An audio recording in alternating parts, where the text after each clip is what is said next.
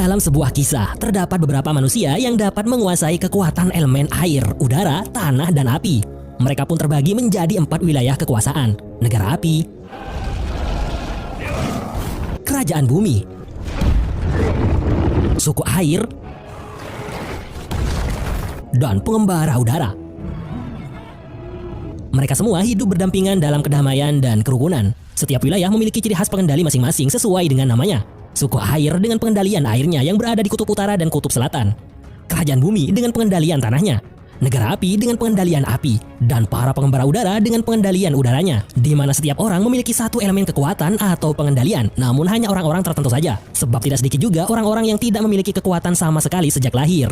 Kemudian hanya ada satu orang pada setiap era yang mampu menguasai 4 elemen sekaligus. Dan dia disebut dengan avatar.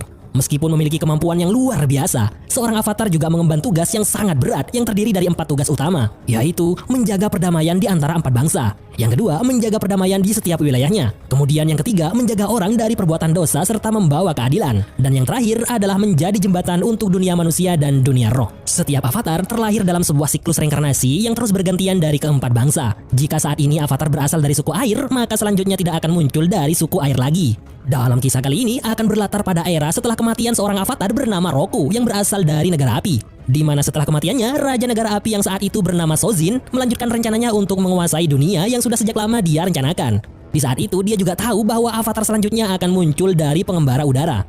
Ya, Raja Sozin membuat skenario seolah-olah akan melakukan penyerangan terhadap kerajaan bumi. Dan itu mengundang seorang prajurit kerajaan bumi untuk mencuri gulungan yang berisi rencana tersebut. Dalam pelariannya, prajurit kerajaan bumi itu sekuat tenaga melawan para prajurit negara api yang mengejarnya.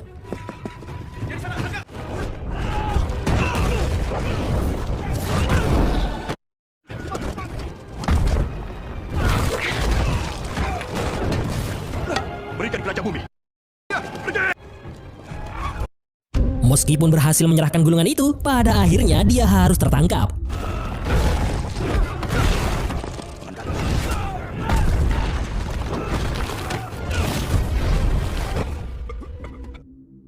Di hadapan Raja Sozin, dia merasa sudah berhasil membuat kerajaan bumi bersiap untuk menghadapi kedatangan pasukan negara api, sehingga bisa mendatangkan bala bantuan dari para pengendali dari wilayah lain.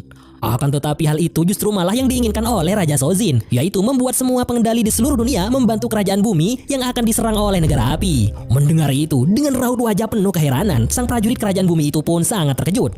Rupanya perjuangannya mati-matian hanya untuk sebuah tipu daya. Sasaranku lebih besar. Kenapa kamu lakukan ini? Karena ini masanya kami. Akhirnya dia pun harus tewas mengenaskan di tangan Raja Sozin. Yang sebenarnya menjadi tujuan utama Raja Sozin adalah mencari dan melenyapkan para pengembara udara yang salah satunya akan menjadi sang avatar. Dengan begitu tidak akan ada lagi yang bisa mengganggunya untuk menguasai dunia. Di sebuah pegunungan terpencil di wilayah selatan terdapat sebuah kuil udara di mana di sana merupakan rumah bagi para pengembara dari pria dan wanita yang berlatih pengendalian udara. Terlihat seorang bocil berusia 12 tahun dengan senyum manis menghiasi wajah imutnya. Dia dikenal dengan nama Eng.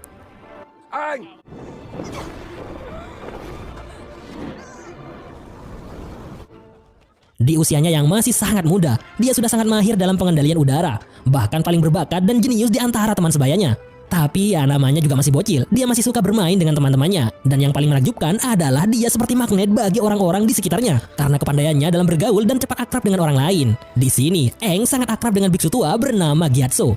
Namun dari raut wajahnya ada sesuatu yang cukup mengganggu pikirannya akan sesuatu yang berkaitan dengan Eng, seperti ingin menyampaikan sesuatu yang penting kepadanya. Dan Gyatso hanya menyarankan agar Eng lebih banyak lagi belajar meskipun dia merasa sudah menguasai semua materi pembelajaran. Saat ini terlihat suasana cukup ramai dan padat karena semua orang sedang melakukan persiapan acara festival komet yang hanya ada 100 tahun sekali. Bahkan pengembara udara dari kuil lain juga akan berkumpul di kuil selatan ini. Seperti yang terlihat, mereka datang dengan mengendarai bison terbang. Tak lama setelah Eng pergi, Gyatso dihampiri oleh salah seorang biksu senior untuk menghadiri acara rapat penting bersama para dewan biksu kuil selatan. Rupanya dalam rapat itu mereka membahas tentang rencana penyerangan Raja Api ke kerajaan bumi. Dan inilah saatnya memberitahu Eng bahwa dia merupakan sang avatar selanjutnya, di mana dia harus segera pergi untuk mempelajari pengendalian elemen lain guna menghadapi Raja Api Sozin.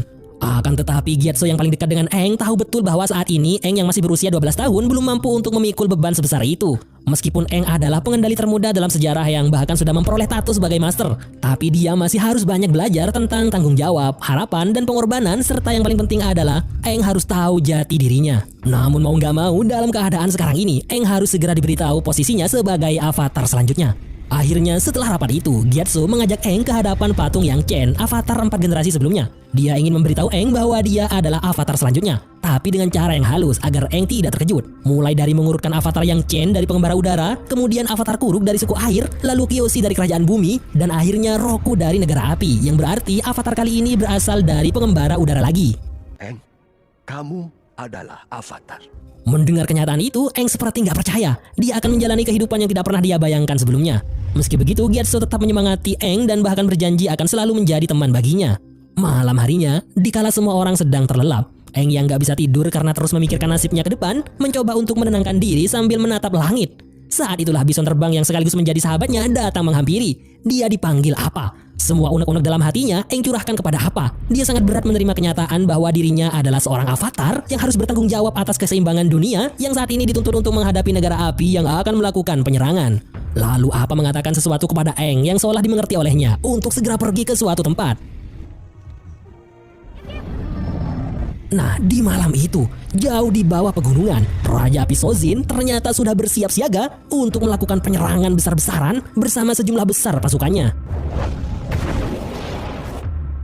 Suasana tenang dan sunyi di sana tiba-tiba berubah menjadi sebuah kengerian yang luar biasa. Saudara-saudari, kita diserang! Awalnya hanya seorang biksu yang mengetahui hal itu. Hingga kegaduhan itu pun membangunkan semua orang yang langsung panik, takut, dan kocar-kacir tak karuan.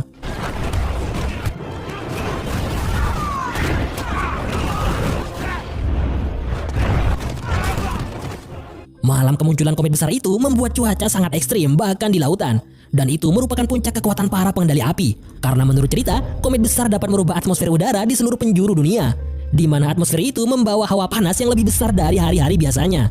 Pada dasarnya, pengendali api bisa dikalahkan oleh para pengendali udara. Tapi untuk malam ini, mereka tidak bisa berbuat banyak. Perlawanan mereka pun bahkan tidak mampu untuk membuat mereka bertahan, apalagi melakukan penyerangan. Hingga akhirnya mereka hanya menunggu waktu untuk pindah ke alam barzakh, diporak-porandakan oleh negara api yang sedang panas-panasnya. Sementara itu, di bagian dalam kuil, Gyatso sangat mengkhawatirkan Aang hingga mencarinya kemana-mana. Namun batang hidungnya tidak kelihatan sama sekali.